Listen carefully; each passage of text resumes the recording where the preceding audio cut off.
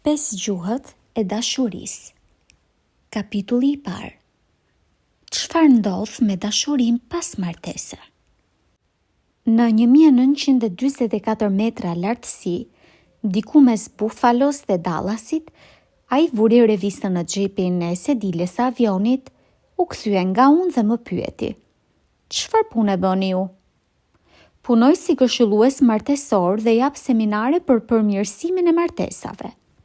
Ju përgjigja me sinqeritetin më të madh. "Kam dashur prej kohësh të pyes dikë," më tha. "Çfarë ndodh me dashurinë pas martese?" Pasi humba të gjitha shpresat se do të më duhej dhe do të mundesha të dremisja pak, i thash: "Nuk po ju kuptoj." Po, kam qenë 3 herë i martuar dhe në të 3 rastet gjithçka shkonte më së miri deri në momentin kur martohesha. Pastaj, nuk e di se si, por pas martese shkatërohej gjithçka. Gjithë dashuria që mendoja se kishim për njëri tjetrin, shuhej. Unë e mbaj veten për njëri inteligjent, drejtoj një biznes të suksesshëm, por këtë se kuptoj dot. "Sa kohë zgjasnin martesat tuaja?" e pyeta. "Martesa e parë zgjati rreth 10 vjet, e dyta 3 vjet, ndërsa e treta pothuajse 6 vjet. Dashuria juaj shuhej menjëherë pas martesës apo kjo gjë vinte gradualisht?" e pyeta. "Martesa e dytë shkoi keq që prej fillimi. As vet nuk e mora vesh se çfarë ndodhi. Unë kujtoja se dashuria jon ishte e sinqertë, por muaji i mjaltit ishte një katastrofë vërtet, prej së cilës nuk e morëm veten kurrë. Qëndruam vetëm 6 muaj të lidhur. Ishte një lidhje zjarrt, vërtet emocionuese, por pas martese, që prej fillimit, gjithçka përngjante më shumë me një betejë. Në martesën e parë kaluam disa vite të lumtura, deri para se të vinte në jetë fëmia ynë. Pas lindjes së tij, më dukej sikur ajo ja kushtonte gjithë vëmendjen fëmijës dhe unë nuk kisha më rëndësi për të. A thua se ajo më deshi vetëm për ta bërë me fëmijë dhe pastaj nuk i hyja më në punë?" "A ja keni thënë ndonjëherë asaj këtë?" e pyeta. "Po, ja thash. Mu përgjigj se isha i çmendur, më tha se nuk e kuptoja se sa të vështirë kishte ajo të qenët si dado 24 orarshe, se duhet të tregosha mirë kuptues dhe ta ndihmoja më shumë. Unë u përpoqa vërtet, por asgjë nuk ndryshoi. Koha kalonte dhe ne largoheshim gjithmonë më shumë nga njëri tjetri. Pas pak kohësh, nuk ishte mbetur më dashuri, vetëm zbrasti. E pranuam të dy se martesa jon kishte marrë fund. Sa për martesën time të fundit, mendova se do të ishte ndryshe nga të tjerat. Kisha 3 vjet që isha divorcuar, dolëm bashkë për 2 vjet. Kujtoja se e dinim çfarë po bënim dhe ndjeva se për herë të parë po kuptoja vërtet si është të dashurosh dikë. Sinqerisht, e ndjeja se edhe ajo më dashuronte. Nuk mendoj se ndryshova pas martese. Vazhdoja t'i shpreha dashurinë time njësoj si më parë. I thosha sa e bukur ishte dhe sa shumë e dashuroja. I thosha sa me fat ndihesha që isha bashkëshorti i saj. Ajo filloi të ankoj për vogëlsira, vetëm disa muaj pas ishim martuar.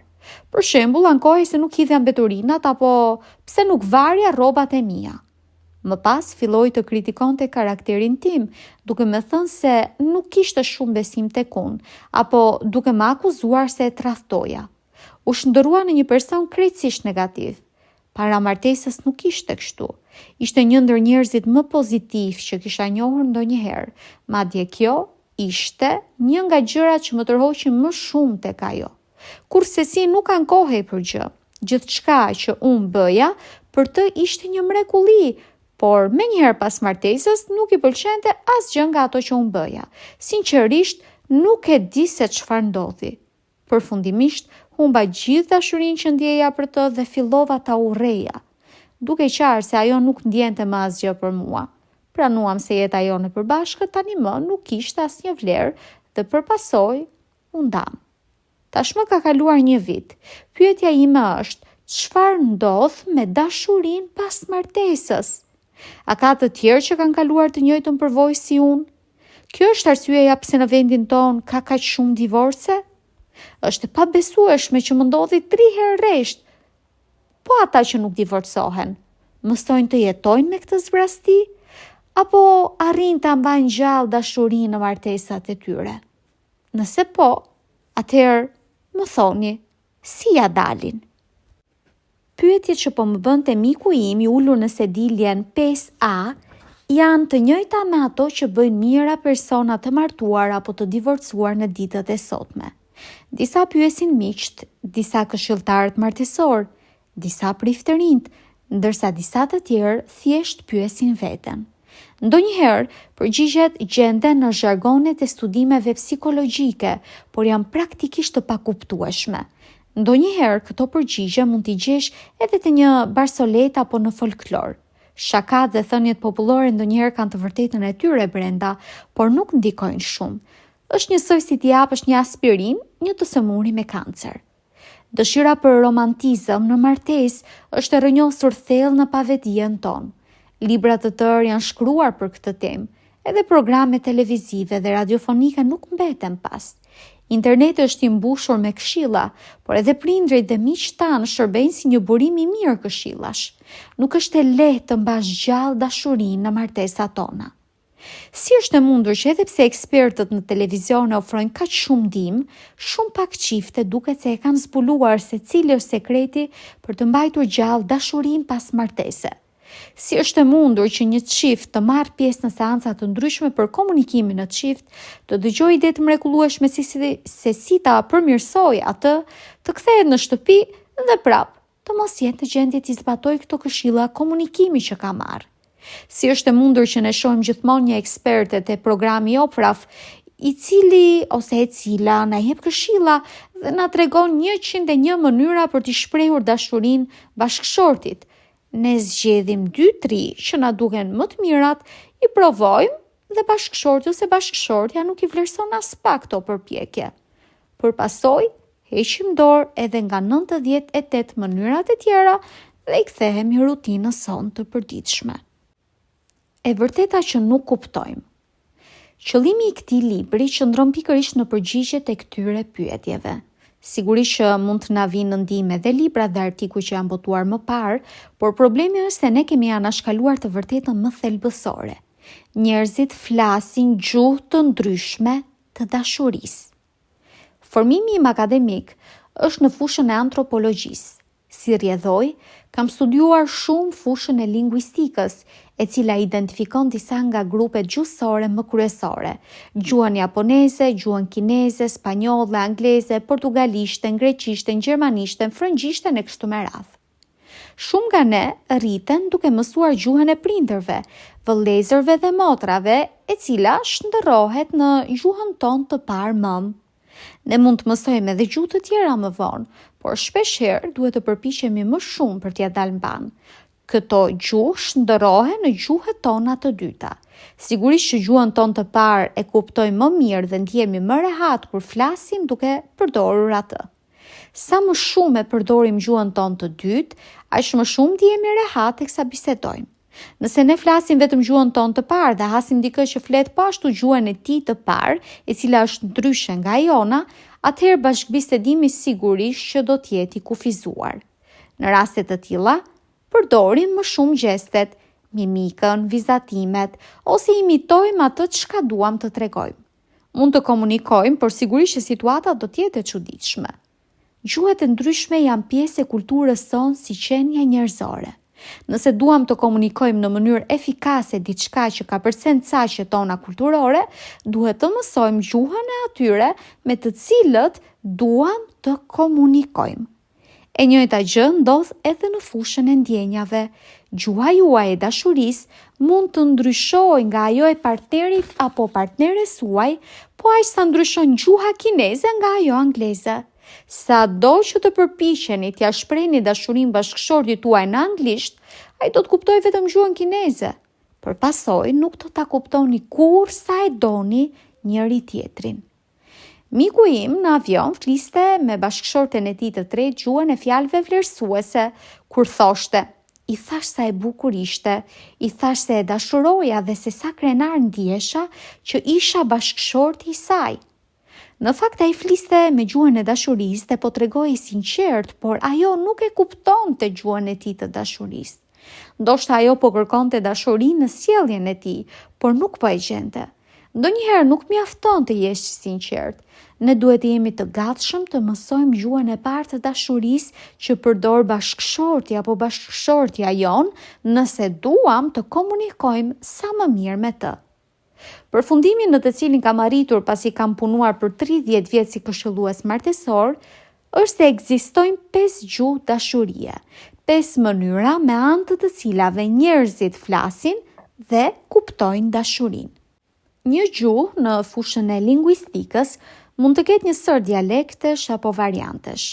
Po ashtu edhe 5 gjuhët themelore të dashurisë kanë një sër dialektesh. Le të marrim si shembuj artikuj që botoi në revista me titull 10 mënyra për t'i shprehur bashkëshortes dashurinë, 20 mënyra për ta mbajtur burrin tuaj në shtëpi, ose 365 shprehje të dashurisë martesore. Gjuhët e dashurisë nuk janë 10, 20 apo 365. Sipas mendimit tim, ekzistojnë vetëm 5 të tilla. Megjithatë, mund të ketë një sër dialektesh. Numri i mënyrave për ta shprehur dashurinë përmes një gjuhe të vetme dashurie është i kufizuar vetëm nga imagjinata e gjithsecilit prej nesh. Ajo çka është më e rëndësishme është të flasësh gjuhën e dashurisë që flet bashkëshortja apo bashkëshortja jote. Rrallë ndodh që burri dhe gruaja të kenë të njëjtën gjuhë të parë të dashurisë.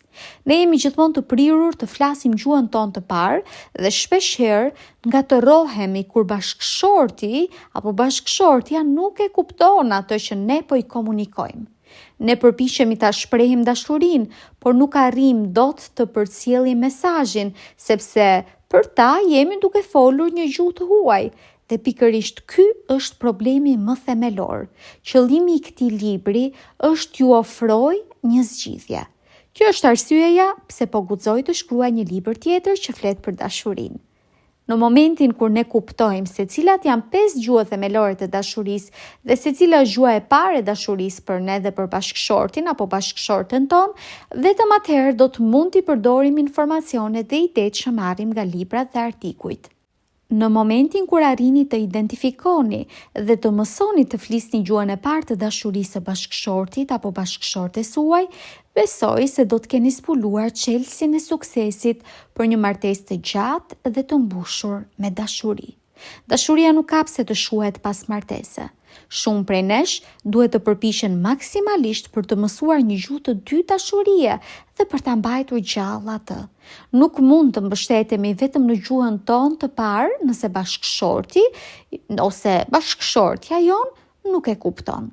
Nëse duam që ata ta ndjejnë dashurinë që ne po përpiqemi të shprehim, duhet të flasim gjuhën e tij apo të saj të parë të dashurisë. Tani radha juaj. Plotsoni fjalinë. Nuk do të kishte kaq divorce nëse njerëzit dhe nëse e plotsua tashmë fjalinë, le të hidhemi në kapitullin e 2. Si të mbajmë mbushur gotën e dashurisë. Fjala dashuri është më e rëndësishmja në gjuhën tonë, por njëherasi edhe ajo që ngatërojmë më shpesh. Mendimtarët laik dhe ata fetar bien dakord se dashuria luan rol thelbësor në jetën tonë. Me mira libra, këngë, revista dhe filma kanë në përmbajtjen e tyre këtë fjalë. Një sër sistemesh filozofike dhe teologjike i kanë dhënë një vend të rëndësishëm dashurisë. Psikologët kanë arritur në përfundimin se nevoja për të ndjerë i dashur është një nevojë bazike emocionale dhe njerëzore. Për dashurinë ne ngjisimale, ka përcejmë dete, kalojmë shkretira, durojmë vuajtje të patregueshme. Nëse nuk ndjejmë dashuri, malet nuk ngjiten, detet nuk ka përcehen, shkretë të tjerat nuk kalohen dhe nuk do të njihnim vuajtje. Nëse bijem dakord se fjala dashuri depërton në shoqërinë njerëzore, në atë të së shkuarës por edhe në të tashmen, atëherë duhet të bijem gjithashtu dakord se ajo është një fjalë që shpeshherë keq përdoret. Janë të shumta mënyrat se si ne e përdorim atë. Ne themi, i dua shumë hot dogët, Dhe menjëherë pas kësaj, na bie të themi e dua shumë nënën time. Shpeshherë flasim për aktivitete që na pëlqejnë si noti, skit, gjuetia, duam objektet, ushimin, makinat, shtëpit, duam kafshët, qent, macet, madje edhe kërmit, duam natyrën, pemët, barin, lulet dhe motin, duam njerëzit, nënën, baban, vajzën, djalin, gruan, burrin dhe miqt, madje duam edhe vetë dashurinë. Nëse nuk mjaftojnë këta shembuj për të kuptuar këtë keqpërdorim, ne e përdorim fjalën dashuri edhe për të shpjeguar sjellje e bëra sepse e dua. Ky shpjegimi jepet për veprime nga më të ndryshmet. Për shembull, një politikan mund të përfshihet në një marrëdhënie të turpshme dhe e quan atë dashuri. Nga ana tjetër, predikuesi e quan mëkat këtë veprim. Bashkëshortja një të alkolizuari i kthehet rutinës së përditshme pas sherrit më të fundit me burrin e saj. Ajo e quan këtë dashuri, ndërsa psikologët e quajnë bashkëvarësi. Prindrit plotësojnë të gjitha dëshirat e fëmijëve në emër të dashurisë, ndërsa psikologët i familjes do t'i quajnë tek ta lloj prindrish të papërgjegjshëm. Çfarë është kjo sjellje në emër të dashurisë? Qëllimi i këtij libri nuk është të sqaroj përshtjellimin që sjell fjala dashuri, por të përqendrohemi sa më shumë te dashuria që është thelbësore për shëndetin ton emocional. Psikologët të cilët merren më së shumti me fëmijët pohojnë se çdo fëmijë ka disa nevoja bazike emocionale, të cilat duhet i plotësoj për të qenë sa më i qëndrueshëm emocionalisht. Mes gjithë nevojave emocionale, asnjëra prej tyre nuk është më thelbësore se nevoja për të ndjerë dashuri dhe përkujdesje. Nevoja që ai ose ajo të ndjejë se i përket një vendi të caktuar dhe se është i dëshiruar. Megjithëse, nëse një fëmijë merr sasinë e duhur të dashurisë, ai do të bëhet një i rritur i përgjegjshëm. Në mungesë të kësaj dashurie, ai ose ajo mund të ndihet i sfiduar në aspektin emocional dhe social. Kur e dëgjova për herë të parë këtë metaforë, më pëlqeu shumë. Brenda çdo fëmie ka një gotë emocionale e cila pret të mbushet me dashuri. Kur një fëmijë ndjen se e duan vërtet, ai do të rritet normalisht. Sigurisht që fëmia do të sillet keq kur kjo gotë është bosh. Fëmijët që bëjnë shumë gabime nxiten nga dëshira për të mbushur gotën e tyre të dashurisë. Po dëgjoja doktor Ross Campbellin, një psikiatër të specializuar në trajtimin e fëmijëve dhe adoleshentëve. Teksa e dëgjoja, mendova për ata qindra prindër, të cilët më kanë ardhur në zyrë dhe janë ankuar për prapësitë e fëmijëve të tyre. Nuk isha përfituar kur një gotë zbrazët brenda këtyre fëmijëve, por padyshim që kisha vënë re pasojat. Ata silleshin keq sepse kërkonin dashurinë që nuk e kishin ndjerë, e kërkonin dashurinë në vendet e gabuara dhe me mënyra të gabuara. Më kujtohet Ashley, e cila në moshën 13 vjeçare trajtohej për një sëmundje seksualisht të transmetueshme. Prindërit e saj ishin shkatruar. Ishin të inatosur me Ashley dhe të mërzitur me sistemin arsimor, sepse mendonin se ai ishte fajtor që kishte mësuar vajzën e tyre se çfarë ishte seksi. Pse duhet ta bënte ajo këtë? Pyesnin ata. Gjatë një bisede me Ashlyn, ajo më rrëfeu se prindërit e saj ishin ndarë kur ajo ishte 6 vjeçe. Mendova se babai im kishte ikur sepse nuk më donte mua, më tha ajo. Nëna u martua sërish kur isha 10 vjeç. E ndjeva se ajo tani më kishte pranë dikë që e dashuronte, ndërsa unë nuk kisha askënd që të më donte. Dëshiroja shumë të më donin. Njoha një djalë në shkollë, ishte më i madh se unë, por i pëlqeja shumë. Nuk arrija ta besoja atë që po më ndodhte. Ishte i sjellshëm dhe në një farë mënyrë ndjeva se ai më dashuronte. Nuk doja të bëja seks, dëshiroja vetëm të ndjeja dashuri. Gota e dashurisë e Ashleyt kishte qenë e zbrazët për vite me radhë. Nëna dhe njerëku i saj kishin plotësuar çdo nevojë fizike, por nuk kishin arritur të kuptonin luftën e madhe emocionale që bëhej brenda saj. Padyshim që ata e donin Ashleyn dhe mendonin se ajo e ndjente dashurinë e tyre. Ishte tepër vonë kur zbuluan se nuk flisnin të njëjtën gjuhë dashurie me të. Megjithatë, nevoja për dashuri nuk është thjesht një fenomen që shfaqet në fëmijëri. Kjo nevojë qëndron bashkë me ne teksa rritemi e deri në martesë. Përvoja të rënit në dashuri e plotëson vetëm përkohësisht këtë nevojë. Është thjesht një zgjidhje afat shkurtër dhe pashmangshme dhe, siç do ta mësoj më vonë, ka një jetëgjatësi të kufizuar dhe të parashikueshme. Pasi arrim të heqim fiksimin ton për të rënë në dashuri, del sërish në sipërfaqe nevoja emocionale për të dashuruar, e cila është bazike në natyrën tonë. Ajo zë një vend kryesor në qendër të dëshirave tona emocionale. Ne kemi nevojë për dashurin para se të bijem në dashuri dhe do të kemi nevojë për të sa të jemi gjallë. Nevoja për të ndjerë i dashuruar nga bashkëshortja apo bashkëshortja është në qendër të dëshirave martesore. Kohët e fundit një mik më tha: "Për çfarë të duhen shtëpia, makinat, shtëpia në plazh apo gjithë të tjerat, kur gruaja nuk të dashuron?" E kuptoni çfarë ka dashur të thotë? Ajo që dëshiroj më shumë në këtë botë është që gruaja ime të më dashuroj. Të mirat materiale nuk e zëvendësojnë kurrë dashurinë njerëzore dhe ato emocionale. Një grua dikur më tha: "Ai më injoron gjithë ditën, por pastaj i teket shkoj me mua në shtrat. E urrej këtë gjë."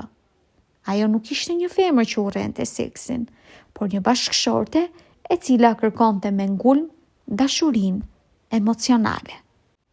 Thirrja jonë e dëshpëruar për dashuri. Ne kërkojmë gjithmonë që të kemi dikë që na dashuron. Izolimi është një faktor shkatrimtar në psikikën njerëzore. Kjo është një nga arsyet pse ai konsiderohet si një nga ndëshkimet më mizore. Martesa ka qëllim për mbushjen e nevojës për intimitet dhe dashuri. Andaj edhe që në shkrimet e lashta biblike, burri dhe gruaja referohen si mish e thua. Kjo nuk do të thosë se individët do të humbasin identitetin e tyre, por se do të futen në jetën e njëri tjetrit në një mënyrë më të thellë dhe shumë intime. Dashuria është e rëndësishme, por njëherasi edhe e pakuptueshme. Shumë çifte të martuara më kanë rrëfyer dhimbjet e tyre të fshehta. Disa prej tyre kanë ardhur tek unë sepse dhimbja e tyre e brendshme ishte bërë padurueshme. Të tjerë sepse kishin kuptuar që modeli i tyre i sjelljes apo sjellja e keqe e partnerit po shkatronte martesën e tyre.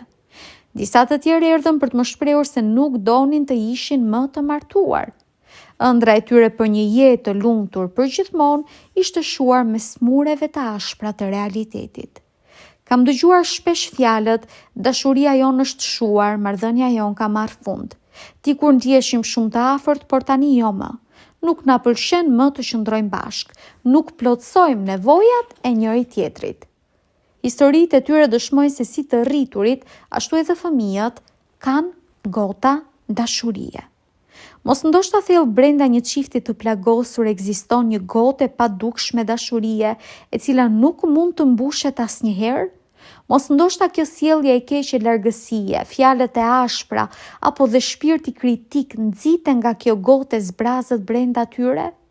Ekziston mundësia që dashuria të rilind nëse arrim të gjejmë një mënyrë për ta mbushur atë? A do të mund të krijonin çiftet një klimë emocionale në të cilën do të diskutonin problemet dhe të zgjidhnin konfliktet e tyre nëse gota e dashurisë do të ishte plot?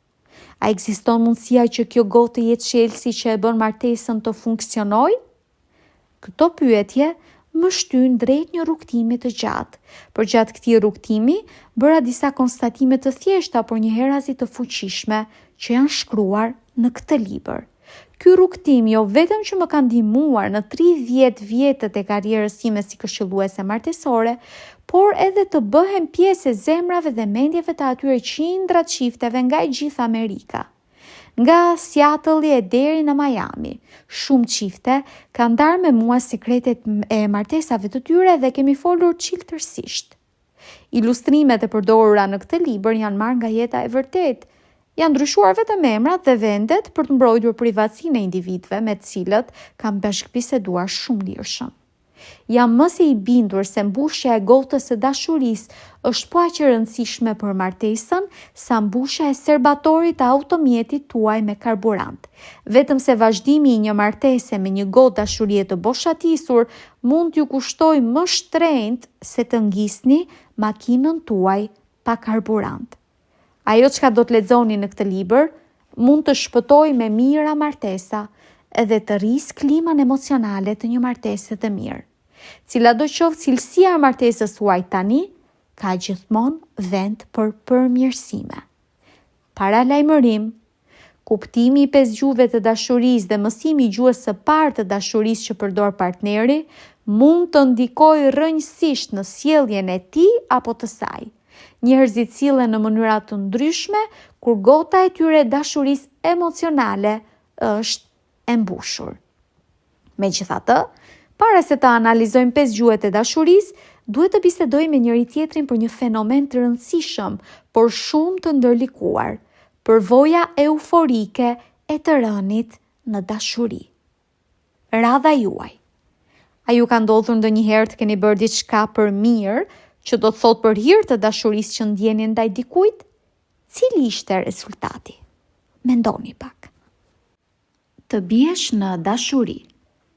Ajo u shfaq befas në zyrën time, pa lënë më parë një takim dhe pyeti sekretare nëse mund të më takonte qoftë edhe për disa minuta.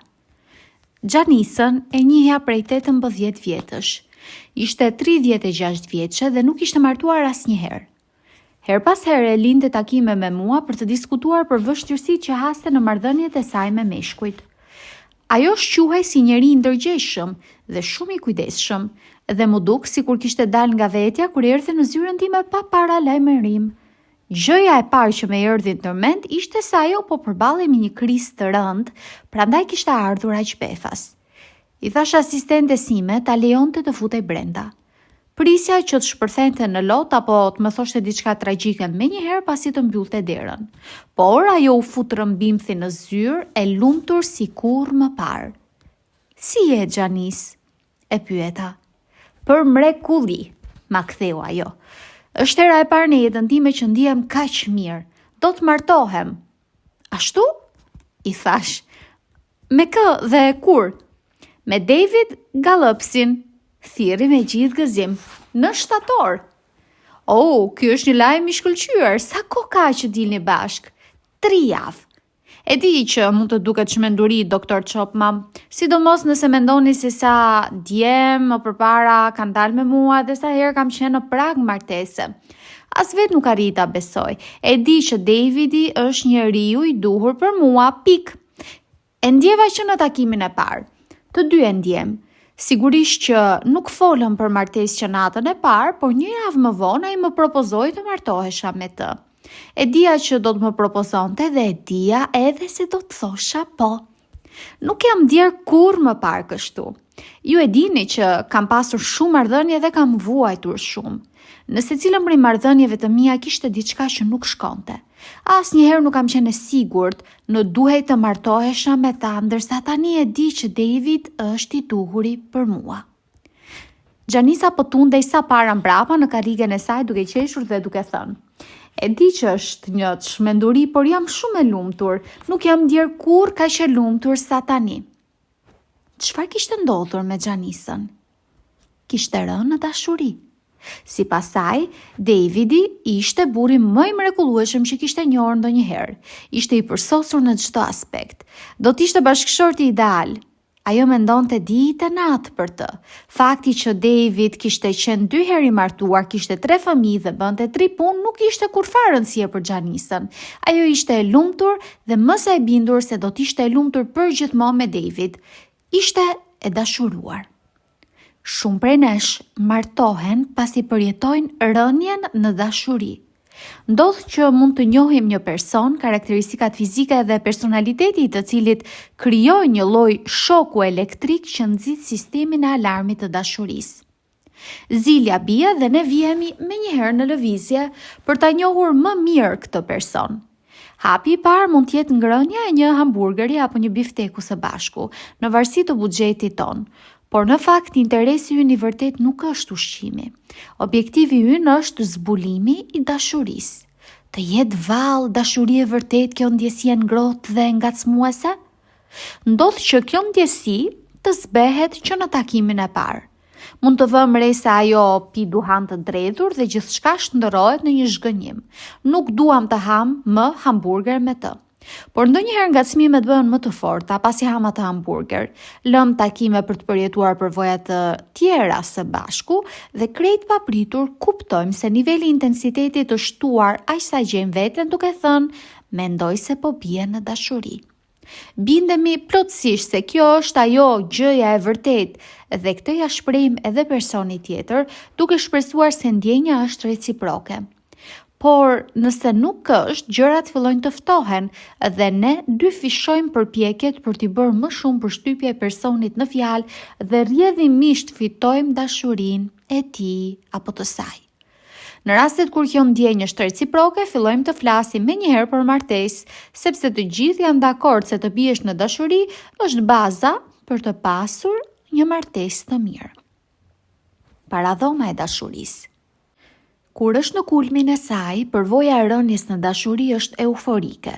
Jemi plotësisht të fiksuar emocionalisht pas njëri tjetrit. Madje biem të flem duke menduar për të. Mendimi i parë që na vjen në mendje sapo zgjohemi në mëngjes është pikërisht ai ose ajo. Dëshira për të qëndruar bashkë është jashtëzakonisht e madhe. Koha e kaluar së bashku është ngjashme me një lojë në paradhomën e parajsës. Duket sikur gjaku ynë vërshon një herazi në venat tona kur shtrëngojmë duart me njëri tjetrin. Puthjet nuk do të mbaronin kurrë nëse nuk do të ishim të detyruar të shkonim në shkollë apo në punë. Përqafimet nxitin ëndrat për martesë dhe një lloj ngazëllimi. Ne do ta quajmë Gjena, vajzën që ka rënë në dashuri. Ajo ushqet me iluzionin se i dashuri i saj është i përsosur. Shoqja e saj e ngushtë mund t'i vërë të metat ose bezdiset kur ai i flet Gjenës ashtu, por kjo e fundit nuk ja vë veshin. Nëna e saj ka vënë re se djaloshin nuk është në gjendje të gjejë një punë të qëndrueshme. Ajo e mban për brenda këtë shqetësim, por me mirësjellje pyet të bijën për planet e Rajanit. Ëndrat tona para martese lidhen vetëm me haren martesore. Do ta bëjmë njëri tjetrin të lumtur. Çiftet e tjera mund të zihen të debatojnë kurse ne jo. Ne e dashurojmë njëri tjetrin. Sigurisht që nuk jemi plotësisht naiv. Me logjik kuptojmë se edhe ne do të kemi probleme, por jemi gjithmonë të sigurt se do t'i diskutojmë hapurazi me njëri tjetrin, se një nga ne do të jetë i gatshëm t'i hap rrugë tjetrit dhe si rrjedhoj do të arrijmë një marrëveshje. Është e vështirë të besosh gjëra të tjera kur ke rënë në dashuri. Jemi mësuar të besojmë se kur biem vërtet në dashuri, ajo do të zgjasë gjithmonë, gjithë jetën. Asgjë nuk do të futet mes nesh, asgjë nuk do ta mposh dashurinë që kemi për njëri tjetrin. Jemi mbërthyer keqas nga bukuria dhe sharmi i personalitetit tjetër. Dashuria është gjëja më e mrekullueshme që kemi provuar ndonjëherë. Ndoshta edhe kemi vënë re se disa prej çifteve e kanë humbur këtë ndjenjë, por kjo nuk do të na ndodh kurrë ne. Ndoshta ndjenjat e tyre nuk kanë qenë vërtet dashuri. Arsyetojmë. Për fat keq, përvoja e rënies në dashuri është trillim, jo fakt. Psikologja e ndjerë, doktoresha Dorothy Tenov, kreu për një kohë të gjatë një sër studimesh për fenomenin e rënies në dashuri. Pasi studioi rezultatet e shumë çifteve, ajo arriti në përfundimin se jetëgjatësia mesatare e një fiksimi romantik është 2 vjet. Nëse kjo lidhje sentimentale është e fshehtë, ndoshta mund të zgjasë edhe pak më shumë. Megjithatë, vjen momenti kur zbresim me këmbë në tokë. Më në fund, hapim syt edhe kuptojmë cenet e personi tjetër. Sjelljet e tij apo të saj të çuditshme tani janë thjesht të bezdisshme. Tashmë ai mund të lëndohet apo të inatoset, madje duke përdorur fjalë të ashpra dhe gjykime kritike. Këto vogëlsira që në periudhën e rënies në dashuri nuk i kishim vënë re as pak, tani më janë kthyer në male të pakapërcyeshme. Realiteti si pengesë. Mirë se erdhët në botën e vërtetë të martesës, ku lavamani është gjithmonë plot flok dhe pasqyra e mbuluar nga njollat, ku diskutimet më të shumta bëhen nëse letra higjienike duhet hiqet apo të vendoset, apo nëse kapaku i banjës duhet mbajtur ulur apo duhet ngritur. Kjo është një botë ku këpucët nuk futen vetë brenda në dollap, as sirtarët nuk mbyllen vetë, as xhaketat nuk varen vetë, as çorapet nuk gjenden asnjëherë pasi lahen. Në këtë botë, një shikim mund të lëndojë dhe një fjalë të dërmojë, Të dashuruarit më të zjarrt mund të shndërrohen në armiq dhe martesa në një fushë betejë. Por çfarë ndodh me përvojën e rënies në dashuri? Vallë mjerisht të ketë qenë një iluzion me anë të cilit na e punuan për të shkruar emrat tanë në fund të atyre copave të letrave në të mirë dhe në të keq? Nuk është për t'u habitur që shumë njerëz mallkojnë martesën dhe partnerët që dikur kanë dashuruar. Në fund të fundit, kemi të drejtë e jemi të inatosur nëse na kanë mashtruar. A i kishim vallë atë gjën e vërtet? Unë mendoj se po. Problemi qëndron tek informacionet e gabuara. Informacioni i parë i gabuar ishte ideja se fiksimi i rënies në dashuri do të zjaste përgjithmonë. Kaq duhej ta kishim kuptuar me kohë. Vetëm me anë të një konstatimi të thjeshtë, duhet ta kishim mësuar se nëse njerëzit do të vazhdonin të ishin të fiksuar, atëherë të gjithë ne do të përballeshim me probleme vërtet rënda. Pasojat do të goditnin bizneset, industritë, kishat, shkollat dhe pjesën tjetër të shoqërisë. Përse? Sepse njerëzit që kanë rënë në dashuri humbasin interesin për aktivitete të tjera. Kjo është arsyeja pse e quajmë fiksim. Një student të universitetit i cili ka rënë kokë e këmbë në dashuri tregon luhatje në rezultatet e tij. Të studiosh ndërkohë që ka rënë në dashuri është shumë e vështirë. Nesër mund të keni një provim për luftën e vitit 1812, po kujt i intereson kjo? Gjithçka tjetër është e parëndësishme kur ke rënë në dashuri. Një burr më tha: "Doktor Chapman, po shkatroj punën time." "Çfarë do të thuash?" e pyeta. "Kam njohur një vajzë, rash në dashuri me të dhe tani nuk arri dot të bëj asgjë. Nuk përqendrohem dot tek puna ime. Gjatë gjithë ditës ndërroj sy hapur për të. Euforia që ndjejmë gjatë gjendjes së rënies në dashuri na shkakton iluzionin se kemi një marrëdhënie intime. Ndjejmë se i përkasim njëri tjetrit, mendojmë se mund të kapërcejmë çdo problem. Tregohemi altruist me njëri tjetrin." Dikur, një djalosh më ka thënë për të dashurin e tij këto fjalë: "Nuk arri dot as ta perceptoj se mund ta lëndoj ndonjëherë. Dëshira ime vetme është ta bëj të lumtur." Fiksime të tilla na krijojnë ndjesinë e rreme se qëndrimet tona egocentrike janë shërënjosur dhe jemi shndërruar në persona të ngjashëm me Nën Teresën, të gatshëm për të dhënë dhe për të bërë gjithçka për të mirën e të dashurit apo të dashurës son. Arsyeja pse mund ta bëjmë kaq lirshëm këtë gjë është se besojmë sinqerisht se partnerja jon ndjen të njëjtën gjë për ne. Besojmë se ajo është plotësisht e angazhuar për të plotësuar nevojat tona, apo se ai na dashuron po aq shumë sa e duam ne atë dhe nuk do të bënte kurrë diçka që do të na lëndonte. Ky mendim është tejet imagjinar, jo se ne jemi të pasinqert në ato që mendojmë dhe ndjejmë, por nuk jemi realist. Egocentrizmi është pjesë e natyrës sonë. Bota rrotullohet rreth nesh. Asnjë nga ne nuk është plotësisht altruist. Është euforia e përvojës së rënies në dashuri që na jep këtë iluzion. Menjëherë pasi përvoja e rënies në dashuri fillon të ndjek një rrjedh normale, mos harroni se periudha mesatare e rënies në dashuri zgjat mesatarisht 2 vjet, ne do të kthehemi më pas në botën e vërtet dhe do të fillojmë t'i kuptojmë gjërat ashtu si janë. Partneri do të shprehë dëshirat e tij, por ato do të jenë të ndryshme nga tonat. Ai mund të dojë të kryejë marrëdhënie, por ajo është shumë e lodhur.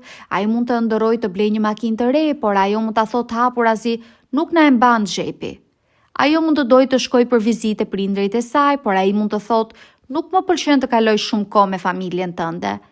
Iluzioni i afrisë zbehet pak e nga pak dhe dëshirat individuale, emocionet, mendimet dhe sjelljet tona bëhen më të vërteta. Në fakt, në çift janë 2 individ. Mendjet e tyre nuk janë shkrirë dhe emocionet e tyre u përzihen vetëm për një kohë të shkurtër në oqeanin e dashurisë. Por se tani dallgët e realitetit kanë filluar t'i ndajnë. Dashuria e tyre është zbehur dhe në këtë pikë ata ose tërhiqen, ndahen, divorcohen dhe nisin të kërkojnë një përvojë tjetër të rënies në dashuri, ose nisin punën e madhe dhe të vështirë për të mësuar të dashurojnë njëri tjetrin pa ndjerë euforinë e fiksimit të rënies në dashuri. Disa çifte besojnë se fundi I përvojës së rënies në dashuri do të thotë se ata kanë vetëm 2 zgjedhje: të dorëzohen dhe të bëjnë një jetë të mirë me bashkëshortët e tyre, ose të ndjekin një udhë tjetër dhe t'ja nisin nga e para. Brezi ynë ka zgjedhur mundësinë e dytë, ndërsa brezat e mëparshëm shpesh zgjidhnin të parën. Para se të arrijmë në një përfundim të menjëhershëm se ne kemi bërë zgjedhjen më të mirë, ndoshta duhet të analizojmë këto të dhëna. Në bazë të një sër studimesh, përqindja e martesave të dyta është rreth 60% dhe shtohet gjithmonë më shumë kur përfshihen edhe fëmijët. Studimet e kohëve të fundit tregojnë se ekziston një alternativë e tretë dhe më e mirë. Mund ta provojmë përvojën e të rënit në dashuri, ashtu si ka qenë në të vërtetë një kulm emocional I përkohshëm dhe tani duhet të gjejmë dashurinë e vërtetë me bashkëshortët tanë. Një dashuri e tillë ka natyrë emocionale, por nuk është kurrësi e ngjashme me një fiksim. Një dashuri e tillë bashkon arsyen dhe emocionin. Ajo kërkon vullnet dhe disiplinë dhe e kupton nevojën për të rritur personalisht. Nevoja jonë më e madhe emocionale nuk është të bijem në dashuri, por të na dashurojë çiltërsisht një person tjetër, të dimë se dashuria rritet prej arsyes dhe zgjedhjes dhe jo prej instiktit. Unë kam nevojë të më dashuroj dikush që zgjedh të më dashuroj mua, që shikon tek unë diçka që ja vlen vërtet të dashurosh. Një dashuri e tillë kërkon shumë përpjekje dhe disiplinë. Ju bëni zgjedhjen tuaj për të harxuar energji në përpjekje për të fituar personin tjetër, duke e ditur se jeta e tij ose e saj pasurohet nga përpjekjet tuaja. Edhe ju do të përfitoni kënaqësinë e të dashuruarit vërtet një person tjetër. Euforia e përvojës së rënies në dashuri nuk është më e nevojshme. Në fakt, dashuria e vërtet nuk mund të fillojë pa mbaruar përvoja e rënies në dashuri. Nuk mund të marrim merita për gjërat e mira dhe bujare që bëjmë gjatë periudhës së fiksimit. Gjatë asaj kohe veprojmë të nxitur nga një forcë instiktive që ka përcjell rregullat e sjelljes së normale. Por nëse kur kthehemi në botën e vërtetë të zgjedhjeve njerëzore, zgjedhim të tregohemi të mirë dhe bujar, kjo është dashuria e vërtetë.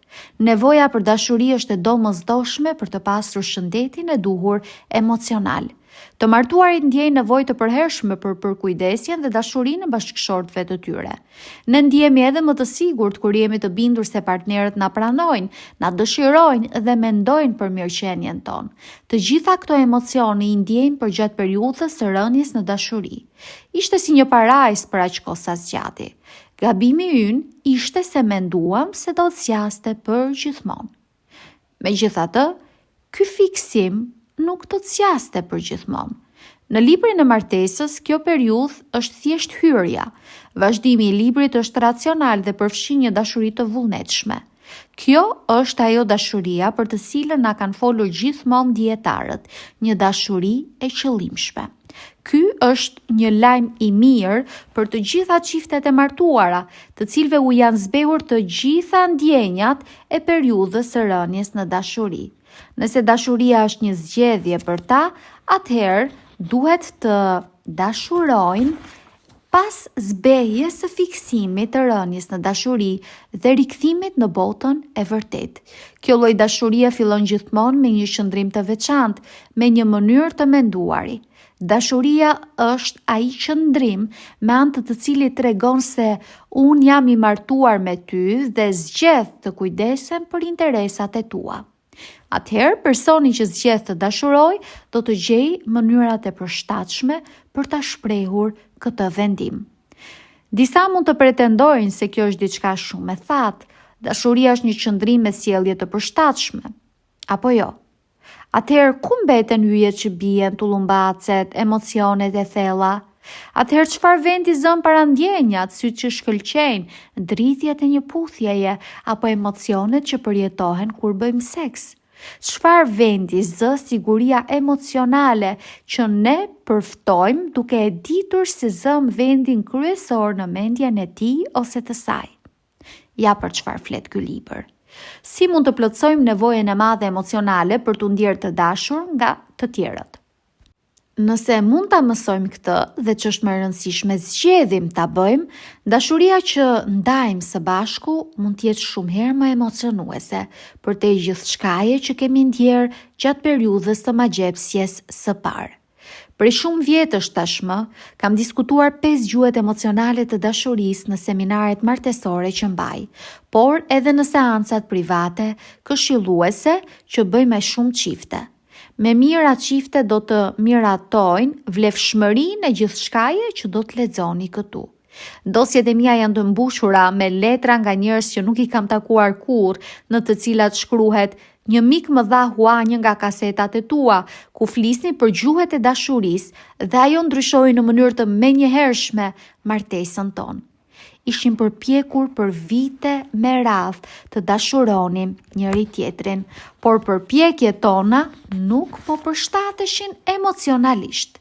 Tani që flasim gjuhën e duhur të dashurisë, klima emocionale e martesës sonë është përmirësuar në mënyrë rrënjësore. Kur gota e dashurisë së bashkëshortit është e mbushur dhe ai ndihet I sigurt për dashurinë tuaj, e gjithë bota I duket e bukur dhe do të përpiqet të arrijë potencialet më të mëdha në jetë. Por kur ajo është bosh dhe ai ndihet I përdorur dhe jo I dashur, e gjithë bota I duket e zymt dhe me shumë gjasa nuk do të arrijë kurrë të gjejë potencialin për të bërë gjëra të dobishme në këtë botë. Gjatë 5 kapitujve në vijim, unë do të shpjegoj 5 gjuhët e dashurisë dhe në kapitullin e 9 do të ilustroj se si do t'ju ndihmoj zbulimi I gjuhës së parë të dashurisë që përdor bashkëshorti juaj për t'i bërë sa më produktive përpjekjet në lidhjen tuaj. Tani, radha juaj.